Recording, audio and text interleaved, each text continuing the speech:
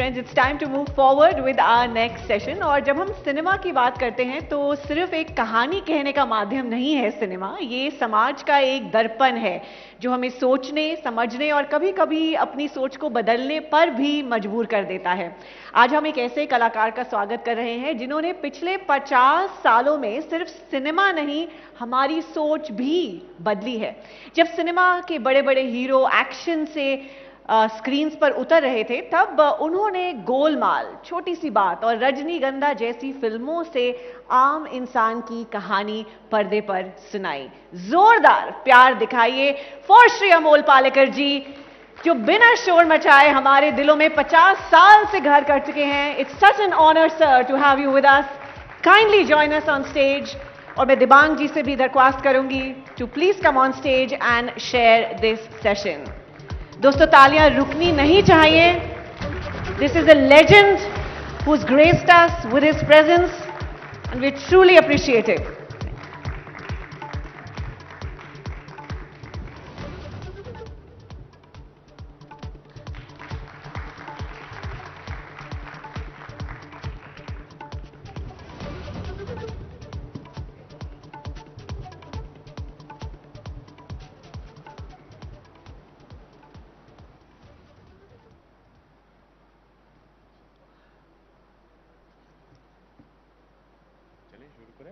Mic आपको लेना पड़ेगा, इजाजत है?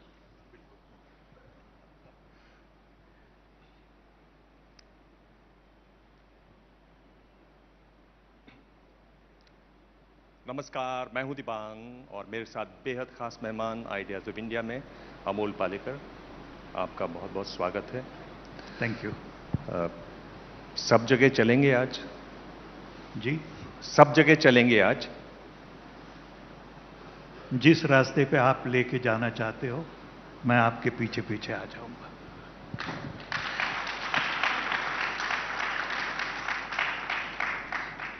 बात अगर शुरुआत से करें अमोल जी, तो J school of art, film society से जुड़ी फिल्में, थिएटर जो आपने बहुत किया, और उसके बाद एक फिल्म मराठी की विजय तेंदुलकर के लिखी शांतता कोर्ट चालू है, और फिर आए बासु चैटर्जी, मनु भंडारी की एक शॉर्ट स्टोरी उन्होंने आपको दी, यही सच है। फिर क्या हुआ? मनु भंडारी जी की कहानी बासुदा ने जब मुझे बताई, अचरज काफी अलग अलग स्तर पे अचरज हुआ। सबसे पहला ये था कि ये 1.5 पन्ने की कहानी, ये 2 घंटे की फिल्म कैसे बनाएंगे। उसी से जुड़ा हुआ सवाल ये भी दिमाग में था कि इसमें तो ना कोई विलन है, ना कोई ड्रामा है, ना कोई यहां तक के हीरो पूरी कहानी में और फिल्म में भी एक बार भी ये नहीं बोलता कि मैं तुमसे प्यार करता हूं। तो ये कैसी प्रेम कहानी है? और बासुदा से मैंने पूछा कि ये आप कैसे बनाएंगे? तो उन्होंने उनकी शैली में कहा कि क्या ऐसी इस तरह के प्रयास में तुम जुट जाना चाहोगे? तो मैंने कहा बिल्कुल। तो that's how रजनीगंधा happened, and that's how my journey in the Hindi film industry began. पर रजनीगंधा का जो सुर है वो आपने एक बार पकड़ा तो लगता है कि आप वहीं बस गए, पूरे देश को लगा, क्योंकि फिर आई जो फिल्में घरौंदा तक करीब करीब एक जैसी ही उसके फिल्म रही, छोटी सी बात आई, चित चोर आई जी, पर लगा कि आपको वो स्टेशन बहुत रास आ रहा है, ऐसा कुछ था? मुझे तो नहीं आ रहा था, लोगों को बहुत पसंद आ रही थी, और मीडिया ने मुझे एक लेबल लगा दिया, बॉय नेक्स्ट डोर वाला, तो लोगों को वो भी अच्छा लगा। एक कारण मैं देख सकता हूं कि वो जमाना था जहां एंग्री यंग मैन भी बहुत पॉपुलर हो गए थे। अमिताभ बच्चन जी। राजेश खन्ना का दौर खत्म नहीं हुआ था, हाँ। The romantic hero. Then Dharmendra ji, the he man was also around. There was also मतलब अपने पदलालित्य से लोगों को लुभाने वाले जितेंद्र जी भी थे। हाँ। तो ये सब लोग थे। इनकी कंपैरिजन में मैं तो कहीं खड़ा ही नहीं हो सकता था।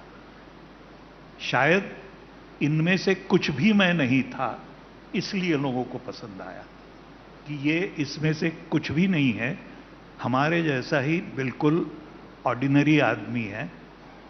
मुझे लोग यही कहते थे कि आपको देखने के बाद हमको लगता है कि मैं इनसे मिला हूं। हाँ। या मेरी जिंदगी में भी ऐसा हुआ है, या हम लोग नीचे उतर के जाएंगे तो बस स्टॉप पे आप मिलेंगे। ये जो एक ये क्वालिटी थी उन किरदारों में, वो मुझे लगा कि लोगों को वो बहुत पसंद आई। और इसलिए my first three films were silver jubilee hits. हाँ। एक पता नहीं आपसे किसी ने कभी पूछा कि नहीं, पर मैं जब भी आपकी फिल्म देखकर आता था तो आप जिस तरह से र वर्ड यूज करते हैं, वो मेरा बिल्कुल र अकड़ जाता था आपकी आवाज़ सुन के। और कई दिनों तक लोगों को लगता था कि मैं अमोल पालेकर की ही कॉपी कर रहा हूँ। ये आपको किसी ने बताया कि बड़ा इन्फेक्शस है आपका बोलने का तरीका? नहीं, ये तो कभी किसी ने बताया नहीं, आपके मुंह से पहली बार सुन रहा हूँ और अच्छा लग रहा है। जहाँ तक मेरे र का सवाल है, मुझे हमेशा हम लोग रेडियो के ज़माने से पले बड़े हुए, तो अमीन सयानी जो प्रोग्राम करते थे, पर्टिकुलरली बिना का गीत माला, तो उसमें पहली पायदान पर ये जो अमीन सयानी का र और र का उच्चारण था, मुझे कहीं अच्छा लगा। नॉट ओनली दैट, मुझे ये भी लगा, मुझे जब थिएटर में मैंने सत्यदेव दुबे से सीख ली, पूरी ABCD दुबे ने मुझे सिखाई, और उसने मुझे हर शब्द का उच्चारण कैसे होना चाहिए और वो उच्चारण साफ और स्पष्ट कैसे होना चाहिए, ये मैंने वहां से सीखा। और ये जो शुरुआत में वो भी ज़माना था कि जब माइक्स वगैरह इस्तेमाल नहीं करते थे हम स्टेज पे जी। तो without using the mics and without shouting, without screaming, how to project your voice so that even the last row, person sitting in the last row, उस तक आपकी आवाज कैसे पहुंचे, ये प्रोजेक्शन कैसे सीखना है, ये मैंने उस जमाने में सीखा। तो इसलिए शायद ये मेरी जो प्रोनाउंसिएशन है वो होगी। उसके बाद आपने ये जो पूरा घर बनाया था जिसमें ये हमारा बॉय नेक्स्ट डोर है, उसको आपने तहस नहस कर दिया। आपने बड़े गुस्से से उसको तोड़ा। अगर ताश का घर है तो एक एक पत्ते आपने उड़ा दिए उसके। आपने फिल्म बनाई भूमिका, और ऐसे घटिया आदमी का उसमें रोल था कि मतलब अभी भी वो लोग उसको याद करते हैं उस घटियापन के लिए। ऐसा क्या कह दिया था आपको श्याम बाबू ने कि आपको लगा कि नहीं ये रोल करना है? It was a very, Shyam के साथ हमारी जो मुलाकात हुई, उसने मुझे बुलाया था। उनका स्टूडियो था ज्योति स्टूडियो में, उनका ऑफिस था। ज्योति स्टूडियो एज अ स्टूडियो बंद हो चुका था, तो वहाँ सिर्फ इस तरह की थोड़े गिने चुने ऑफिसेस थे। वहाँ श्याम बेनेगल का ऑफिस था और वो एक नई फिल्म बनाने जा रहे थे, तो उन्होंने बुलावा भेजा कि अमोल को बोलो मुझे आके मिले। मैं जब गया तो हमारी इधर उधर की बातचीत हुई।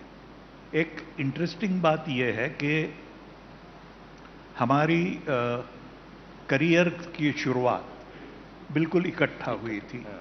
श्याम ने अंकुर बनाई जिस समय बासुदा ने रजनीगंधा बनाई। दोनों एक साथ एकदम, दोनों जर्नी एक साथ शुरू हुए थे।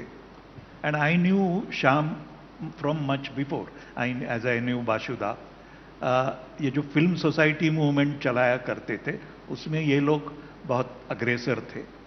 तो श्याम से जब मुलाकात हुई तो श्याम ने कहा कि एक मराठी नॉवेल है सांगते ऐका, उस पे मैं फिल्म बनाने जा रहा हूं। तो मैंने कहा अरे वाह, हंसा वाडकर जी जिन्होंने जिनकी जीवनी पर वो कादंबरी लिखी हुई है, वो मैंने कहा वो मेरी पड़ोसन हैं। अच्छा। और मैं उनको बड़ी अच्छी तरह से जानता हूं। उनकी तीनों बेटियां मेरी दोस्त हैं और हम लोग मतलब पड़ोसन हैं, तो बहुत अच्छी तरह से जानते थे। उनके घर जाना आना हुआ करता था। तो श्याम बहुत खुश हुआ और उसने कहा कि तो मैं उस पर फिल्म बनाने जा रहा हूं और मेरी पूरी टीम जो है उन सब का कहना, हम सब लोगों ने यह तय किया है कि तुम उसमें हीरो प्ले करोगे। तो मैंने कुछ कहा नहीं। तो उसने आगे यही कहा कि लेकिन मेरे दिमाग में एक ऐसा विचार है, मुझे लगता है कि तुम हीरो तो बढ़िया प्ले करोगे लेकिन उससे शायद बेहतर प्ले करोगे केशव दळवी जो खलनायक है उसमें, वो रोल तुम शायद और बढ़िया करोगे, ऐसा मुझे लगता है। तो उस पे मैंने तुरंत कहा कि श्याम, अगर if you are giving me a choice, I will play only the villain and not the hero.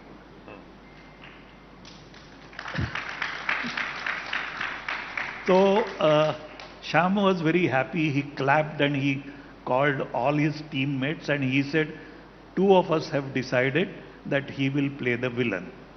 And that's how Bhumika happened. Shyam Benegal की अगर बात करें, वो हाल ही में गुजरे हैं। एक तरीके से उनको श्रद्धांजलि भी है ये। अगर आप देखें तो निचले जो तबके हैं उनके उत्पीड़न की, उनके संघर्ष की, और एक तरीके से उनकी तरफ से जो कहते हैं ना कि आसमान में भी सुराख करना हो तो पत्थर तो उछाल के देखो, वो एक तरीके से कोशिश है, चाहे वो अंकुर हो, निशांत हो, मंथन हो। और वो अक्सर कहते थे कि ये एक सोशल मीडियम है सिनेमा, इसमें पेंटिंग की तरह से नहीं है। मैं जानता हूं आप पेंटर भी हैं, तो इसमें एक सोशल रिस्पॉन्सिबिलिटी होनी चाहिए। इससे आप कहां तक सहमत थे श्याम बाबू को, अगर हम श्रद्धांजलि के तौर पे कहें? बिल्कुल बिल्कुल, I agree with Shyam 200%। I have always believed कि हम लोग जब कलाकार की बात करते हैं, आर्टिस्ट की बात करते हैं, तो वो तो कोई मतलब it's not an island, it's very much part of the society and therefore as much responsible to the society. In fact, मुझे लगता है कि कलाकार का जिम्मा एक थोड़ा सा ज्यादा होता है, क्योंकि लोग उनकी बात सुनते हैं, लोग उन्हें प्यार देते हैं, उन्हें सम्मान देते हैं। तो उस सब के बल पर अगर वो कुछ बात कहें, वो अगर एक अच्छा स्टैंड ले, लोगों को कुछ अच्छा देने की कोशिश करे, तो ये जिम्मा कलाकार का होना चाहिए। और जो हमेशा it is part of the complete social fabric, and actor or the artist cannot absolve his or her responsibility by saying कि नहीं नहीं हम लोग तो। एक बीच में ट्रेंड आया जिसके बारे में भी मैंने मेरी मेमोआर में लिखा है कि ट्रेंड आया कि जहां से हमको ये बताना शुरू हो गया कि the films are meant only for entertainment, pure entertainment and nothing more. With social message वैसेज आप मत बोलिए, हमारे प्रॉब्लम्स हमारे पास है, हम जानते हैं हमारे प्रॉब्लम, आप हमें ये मत सिखाइए, आप हमें एंटरटेन कीजिए। I do not agree with that, and even if you agree कि ओके एंटरटेन करना है, तो एंटरटेनमेंट नीड नॉट बी, मतलब वो घटिया एंटरटेनमेंट तो नहीं होनी चाहिए, वो माइंडलेस एंटरटेनमेंट तो नहीं होनी चाहिए। आप दिमाग घर पे रख के आओ और देखो, ये कहाँ की एंटरटेनमेंट की व्याख्या है? मेरी तो समझ में नहीं आता। तो इसलिए मैं हमेशा मानता हूं, and I fully agree, in fact my association with Shyam, though it was only for a film, one film, later on we worked together on as the founder trustees of Mami also, but so we used to meet quite often. Shyam's way of filmmaking, the way he used to shoot his films, the way he used to take the subject into very finer details, it influenced me a hell of a lot, and my becoming a director, though not directly, Shyam's contribution, I cannot just cannot say no to that. इसमें अगर मैं आपसे पूछूं तो social causes की अगर हम बात करें, उन कॉजेज के बारे में जिनके बारे में बात होनी चाहिए, जो शायद आजकल मीडिया में भी उतनी बातें नहीं होती हैं, कैसे चुने हम? क्योंकि अगर आप देखें, भारत की बात करें तो माल न्यूट्रिशन इतना बड़ा मुद्दा है, जहां 40% SC, ST, OBC के बच्चे में माल न्यूट्रिशन है। उनका मस्तिष्क, ब्रेन एम्ब्रियोनिक स्टेज से ठीक से नहीं डेवलप हो पाता, कॉग्निटिव उनको प्रॉब्लम्स होती हैं, भाषा को समझने में, बोलने में, चीज़ों को कॉम्प्रिहेंड करने में बहुत बड़ी समस्या है। आप अगर आप भारत में ही रहना चाहें तो जिस तरह से दुनिया भर में इस पर चर्चा है माइक्रोप्लास्टिक्स की, जहां आप देख रहे हैं कि माँ के दूध में भी माइक्रोप्लास्टिक है, हार्मोनल डिसबैलेंसेस उससे हो रहे हैं लोगों में, कैंसर हो रहा है उससे। और अगर आप देखें तो जो ये नया आजकल फ़ोन आ गया है, जिस तरह से सोशल मीडिया इस पे आ गया है, ऑस्ट्रेलिया ने पहली बार कानून बनाया कि भाई 16 साल से कम हैं तो आप फेसबुक पर, ट्विटर पर, टिकटॉक पर अपना अकाउंट नहीं खोल सकते हैं, उस पर सज़ा का प्रावधान है। अगर आप देखें तो जिस तरह से वीडियो गेम्स की बात करें, WHO ने अभी लिस्ट जारी की है और कहा कि ये बीमारी है, और वीडियो गेम्स यानी आप अमेरिका में चाहें तो इंश्योरेंस ले सकते हैं इसके अगेंस्ट। चीन, जिसकी हम बड़ी आलोचना करते हैं, उन्होंने एक तरीके से अच्छा किया कि भाई हफ्ता में 3 दिन ही बच्चे वीडियो गेम्स खेल सकते हैं, 8 से 9, फ्राइडे, सैटरडे, संडे। कैसे चुने कि क्या चीज़ है जो हमें आके कहनी चाहिए या जिसके साथ खड़े रहना चाहिए? आपने बड़ा अच्छा सवाल पूछा। क्या मीडिया को ये सब टॉपिक्स टच नहीं करने चाहिए?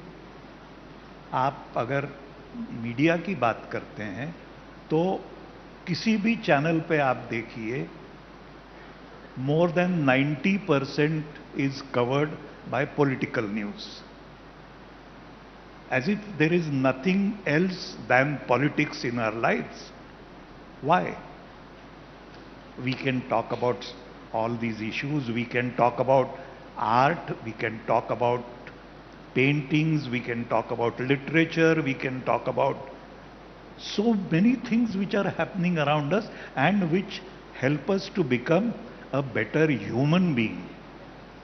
वो सब करने के बजाय हम लोग सिर्फ पॉलिटिक्स के बारे में बात करते रहते हैं, और वो पॉलिटिक्स भी मतलब इतना अभी इस लेवल पे आ चुका है कि फिर हम उसने क्या हल्ला बोल किया और उसने क्या पलटवार किया, और बस यही बात हम लोग करते रहते हैं, हम लोग उसी में उलझे रहते हैं। तो ये जिम्मा किसका है? मैं एज एन इंडिविजुअल, मैं टीवी देखना मैं बंद कर दूंगा, इससे ज्यादा मैं क्या कर सकता हूं। लेकिन क्या ये मीडिया का जिम्मा नहीं है, मीडिया की रिस्पॉन्सिबिलिटी नहीं है कि ये सारे जो आपने बड़े अच्छे सवाल पूछे, बहुत अहम सवाल हैं। तो इनके बारे में अगर बातचीत करनी है तो कहां करें हम लोग? जी। लोगों को आपकी बात पसंद आ रही है। नहीं, पर मैं पूछ रहा था, आप जब कोई मुद्दा चुनते हैं, जिस मुद्दे के साथ खड़ा होना है, लोगों को बताना है, क्योंकि आप कोई एक साधारण इंडिविजुअल बॉय नेक्स्ट डोर नहीं है, आप अमोल पालेकर हैं, तो आप कैसे चुनते हैं? क्या क्या वो प्रक्रिया रहती है? मैंने मेरी तरफ से जो हो सकता है वो सारी कोशिशें की। मैंने एज अ डायरेक्टर जो फिल्म्स बनाई, वो एक कुछ मैं ऐसा दूं लोगों को कि जो लोगों को समझना चाहिए, लोगों तक वो बात पहुंचनी। मैंने एक फिल्म बनाई Dhoosar, which is on Alzheimer's, and this was, I am not good with dates, but this was about 10 years back. Alzheimer's के बारे में ये फिल्म बनाई, और अल्जाइमर सोसाइटी जो इंटरनेशनल सोसाइटी है, उन्होंने कहा कि ये आप इतनी अच्छी फिल्म बनाई है, इतनी बढ़िया फिल्म बनाई है कि आप हमें इसके नॉन कमर्शियल राइट्स दे दीजिए, हम सारी दुनिया में इसको दिखाएंगे। तो वो मैंने बनाई। मैंने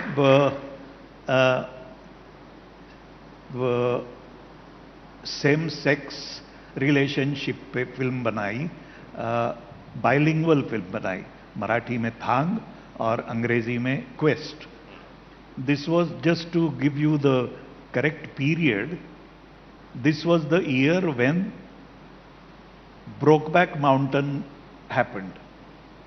eight the same time I made a film called Quest, which was talking about man-woman relationship on the background of sex relationship, same-sex relationship. Interesting बात यह है कि उसको, और हमने सेंसर बोर्ड को जब दे दी तो हमने ये कहा कि इसको एडल्ट सर्टिफिकेट हमको चाहिए। हम यूनिवर्सल सर्टिफिकेट नहीं चाहते, because we are dealing with a very sensitive subject, so we want a certificate. इसके बावजूद मराठी में सेंसर सर्टिफिकेट देने को मना कर दिया। उन्होंने कहा ये फिल्म आप दिखा नहीं सकते, इसको बैन करेंगे हम लोग। अब मतलब हमारी तरफ से हम लोग कोशिश कर रहे हैं, हम लोग लोगों तक पहुंचाने की कोशिश कर रहे हैं एक progressive thought, looking at man-woman relationship and all the aspects of that, but system ऐसी है कि वो सिस्टम आपको हर जगह रोकती है। उससे पहले भी मैंने फिल्म बनाई थी, उसका नाम था दायरा। Now many people won't even know about that film because दायरा इस देश में रिलीज ही नहीं हुई। लेकिन Daayra happen to not only win a grand prix award, but it was also selected as the top 10 films all over the world in that year. Now that was a film about a man who is a transvestite. Now, आज हम लोग आज भी बात करें कि what is a transvestite, तो लोगों को पता नहीं होगा। लोग बोलेंगे अच्छा छक्का है, हिजड़ा है, क्या नहीं, कुछ नहीं है। एक आदमी है जिसे औरत के कपड़े पहनना अच्छा लगता है, ऐसे आदमी की, और एक औरत, एक लड़की जो अटैक से बचने के लिए पुरुष वेश पहनती है। तो ऐसे कपल की कहानी है। मतलब एक औरत जो पुरुष वेश में रहती है और एक आदमी जो स्त्री वेश में रहता है। And the most interesting and very heartwarming fact was the grand prix जहां मिला तो वहां उसमें निर्मल पांडे और सोनाली कुलकर्णी ने ये किरदार निभाए थे। उन्होंने वहां उनको जो अवार्ड्स दिए, वो अवार्ड निर्मल पांडे को बेस्ट एक्ट्रेस अवार्ड दिया और सोनाली कुलकर्णी को बेस्ट एक्टर अवार्ड दिया।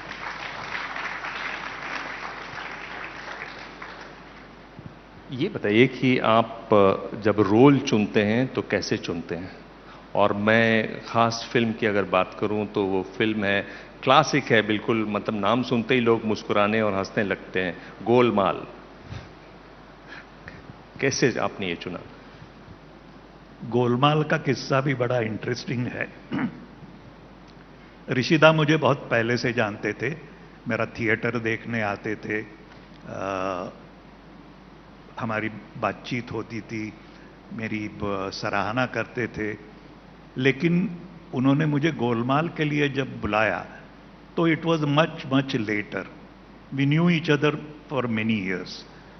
तो उन्होंने जब बुलाया तो मैंने तय कर लिया था कि मैं ये फिल्म नहीं करूंगा।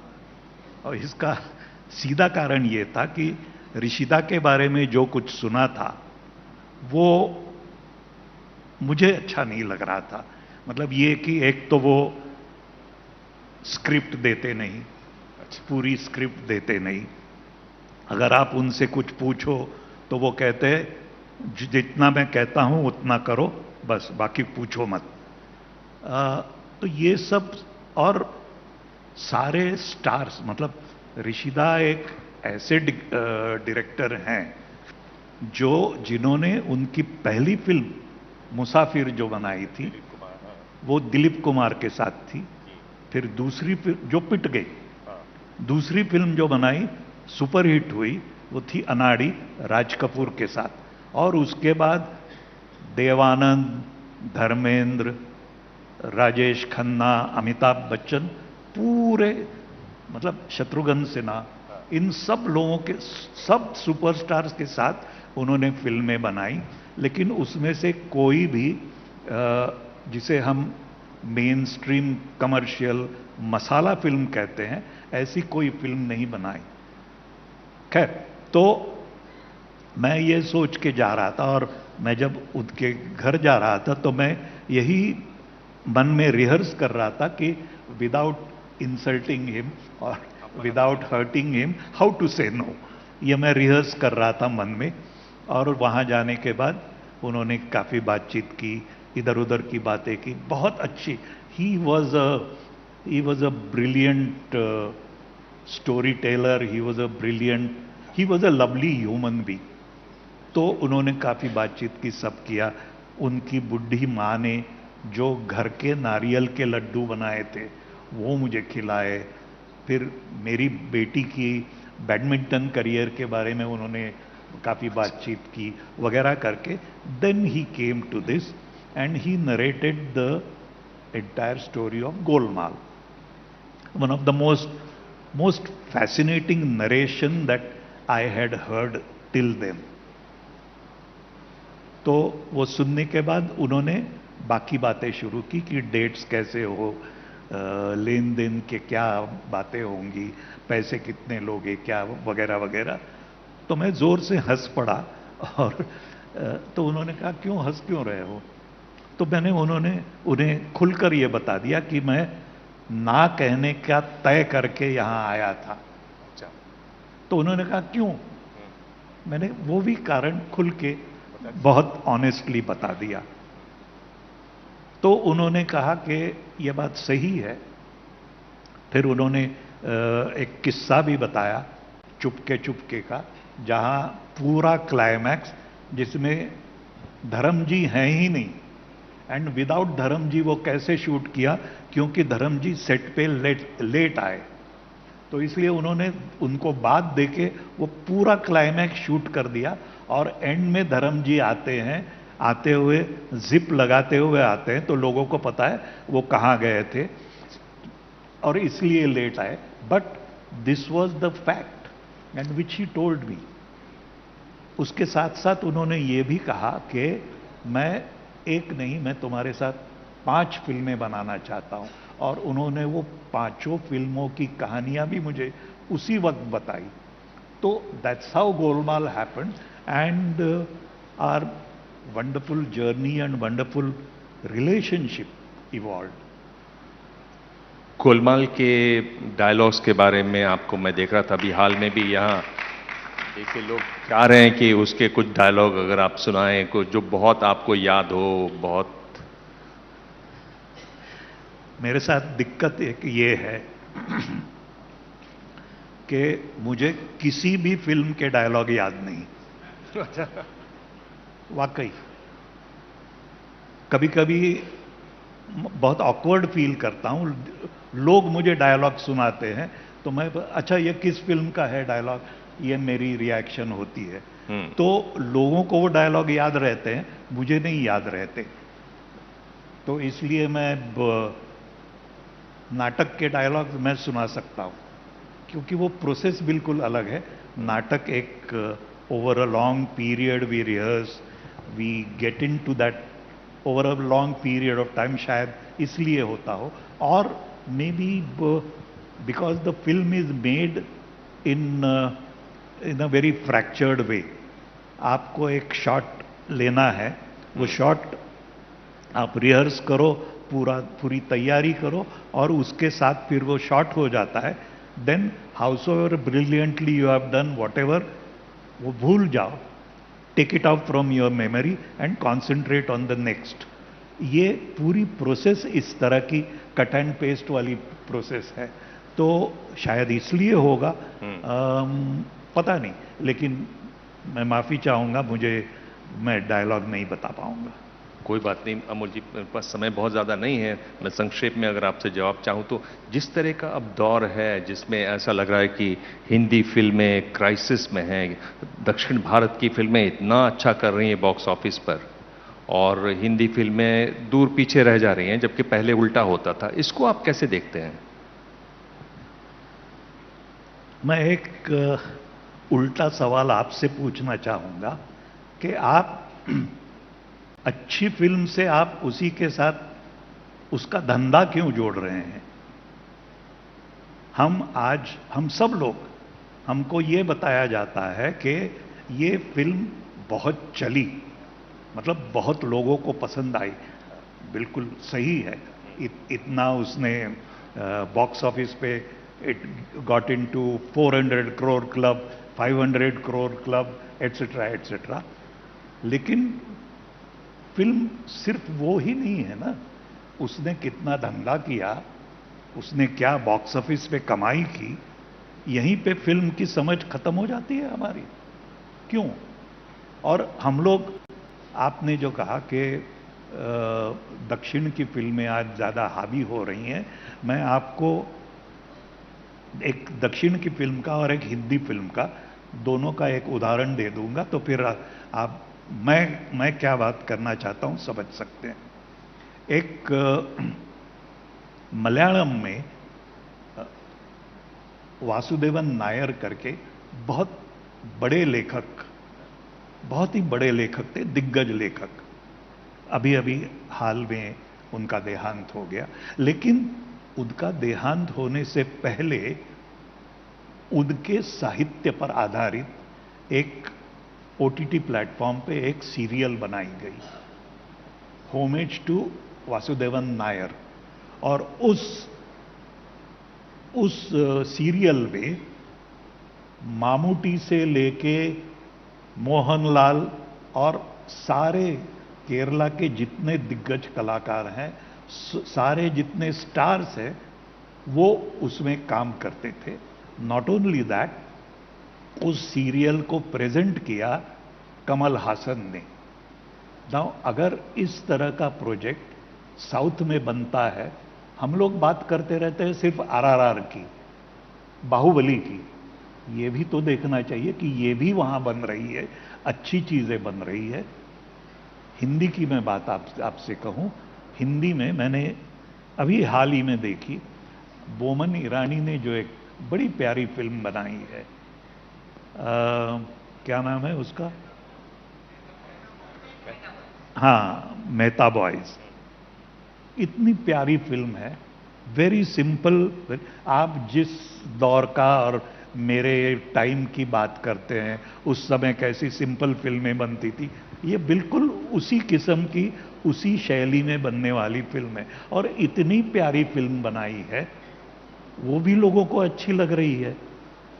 मुझे लगता है कि हम लोग देने में कुछ कम पड़ते हैं, हम लोग दे नहीं पाते, इसलिए हम कहते हैं कि नहीं नहीं, सिर्फ इसी किस्म की, एक ही किस्म की फिल्में, एक ही किस्म का एक फैक्ट्री चर्न आउट जिसे कह सकते हैं, उस किस्म की फिल्में देते रहो।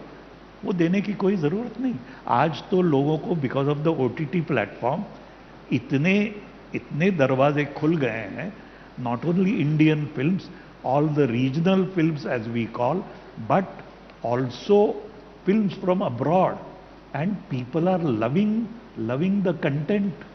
अब अगर मैं आपसे आखिरी 2 सवाल पूछूं तो एक जो बड़ा हल्ला है दुनिया भर में वो एआई का है, जनरेटिव एआई, खासतौर पर फिल्मों की अगर बात करें। डेविड टॉमसन फिल्मों के बहुत बड़े हिस्टोरियन हैं और उनका ये कहना है कि एआई का असर इतना होगा जितना साइलेंट दौर के बाद फिल्मों में साउंड आया था, उस किस्म का एक तहलका मचने वाला है। कैसे देखते हैं आप एआई को? AI is I think another step और another jump which, as you very rightly said, आपने बिल्कुल सही कहा कि इतना बड़ा बदलाव एआई के कारण हो गया है कि हम लोग कहां तक पहुंच पाएंगे, हमारी छलांग कितनी ऊंची होगी, इसका अंदाजा लगाना मुश्किल है। लेकिन उसके साथ साथ मैं एक छोटा सा सवाल जो मेरे खुद के दिमाग में रहता है, उसी के साथ मैं जूझता रहता हूं। अभी अभी हमारे एक बड़े दिग्गज म्यूजिशियन, उनका देहांत हुआ।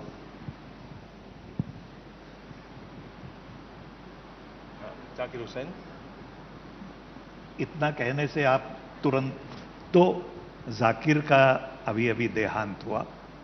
अब जाकिर हुसैन का तबला और उसके मतलब हाथ से निकलने वाली साउंड, ये साउंड आज मशीन आसानी से निकल सकता है। मतलब आज की सारी जितनी रिकॉर्डिंग्स होती हैं उसमें आप फीड करो, उसमें आपको तबला की कौन सी साउंड चाहिए, उसमें कितनी शार्पनेस चाहिए, क्या बेस चाहिए, ये सब फीड करने के बाद वो आपको रिप्रोड्यूस करके दिखाएगा। और वो घंटों तक, क्या महीनों तक वो बजता रहेगा। इसके बावजूद जाकिर हुसैन का बजाया हुआ तबला वो तो रिप्रोड्यूस नहीं हो सकता ना, वो सिर्फ जाकिर ही कर सकता है। तो ये जो उसमें ह्यूमन एलिमेंट है, एआई भी ह्यूमन ब्रेन ने ही क्रिएट किया है, तो उसके साथ साथ जो पीछे वाला ह्यूमन एलिमेंट है और ह्यूमन टैलेंट है, मुझे नहीं लगता है, और ये मेरा पूरा विश्वास है कि वो ह्यूमन टैलेंट आप रिप्लेस नहीं कर सकते। आखिरी सवाल, मैं जान रहा हूं कि समय खत्म हो चुका है, उसके बावजूद ये जो एक कहा जा रहा है कि आज एक तरीके से हर किसी के पास फोन है, डेमोक्रेटाइजेशन हो गया है, कोई भी फिल्म बना लेता है। स्टीवन सोडरबर्ग जैसे जो फिल्मकार हैं वो बना भी रहे हैं, फोन पर फिल्में बना रहे हैं। कहां तक अच्छा है, कैसे देखते हैं आर्ट के लिए इतना डेमोक्रेटाइज हो जाना? ये बात बिल्कुल सही है कि आज हर एक के हाथ में मोबाइल है और मोबाइल के साथ एक कैमरा भी है, लेकिन उस कैमरे से हम लोग क्या पकड़ना चाहते हैं, उसका नजरिया क्या है, उसके पीछे सोच क्या है, ये तो कोई सोचता नहीं। We only want to capture that moment and then share it on social media. मैंने आज दिबांग के साथ बातचीत की, ये मैं एक फोटो, आज 5 फोटो तुरंत जाएंगे मेरे फेसबुक अकाउंट पे या मेरे इंस्टाग्राम पे, थैंक गॉड मेरे पास कोई अकाउंट नहीं है. As a choice I am not on any social media. But ये तो आज का हाल है. लेकिन मैंने जैसे कहा कि एक सिर्फ image is not something which can be classical. आप गुरुदत्त की कोई भी फिल्म देखो और उस फिल्म में एक एक फ्रेम जो है वो फ्रेम 25 बार आप बार बार देखना चाहते हैं और बार बार देखने के बाद उस फ्रेम का मजा ज्यादा दुगुना हो जाता है. तो ये जो क्वालिटी है ऑफ एन इमेज, फिल्म को हम मूविंग इमेज कहते हैं. तो वो मूविंग इमेज मतलब सिर्फ एक ये लेके मैंने वीडियो लिया इसका मतलब मैंने फिल्म बना ली ऐसा तो नहीं होता. लेकिन हम लोग अगर ये मानते हैं और खुश होते हैं तो सो बी इट. लेकिन जैसे पुराने जमाने में मुझे अभी भी याद है, थिएटर सिनेमा के आने के बाद यही लगा था कि थिएटर खत्म हो जाएगा. सिनेमा फिर डर हुआ कि टेलीविजन आने के बाद सिनेमा खत्म हो जाएगा. अब टेलीविजन खत्म हो जाए, इतने सारे चैनल्स आ गए, इतने सारे सोशल मीडिया पे यूट्यूब अकाउंट आ गई है. लेकिन मूल जो आर्ट फॉर्म है वो कभी खत्म नहीं होता और ना कभी खत्म होगा. जी, बहुत बहुत धन्यवाद. और अगर आप चाहें तो अमोल पालेकर साहब की नई किताब आई है व्यू फाइंडर में इन बातों के बारे में, लोगों के बारे में इन्होंने बहुत खुलकर लिखा है. वो किताब जरूर पढ़ी जानी चाहिए. बहुत बहुत धन्यवाद, आपने इतना समय दिया. Thank you so much. Thank you very much indeed, sir. Ladies and gentlemen, I think Mr. Palekar deserves a standing ovation for his impactful contributions to Indian cinema over 50 years. Such a legend, and we are truly grateful for his presence.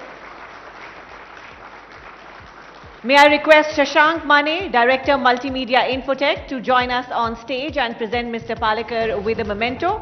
Also requesting Mr. Vikas Goyal, Managing Director, Knoll Pharma, to join us on stage and felicitate our honorable speaker.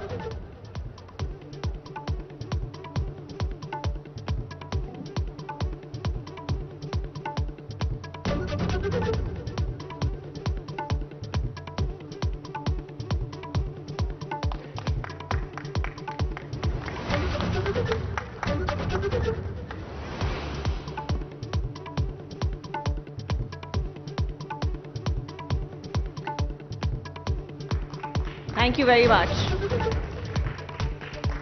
Thank you gentlemen. Thank you Amol ji एक बार फिर, और दिबांग जी आपका भी बहुत बहुत शुक्रिया for another interesting conversation.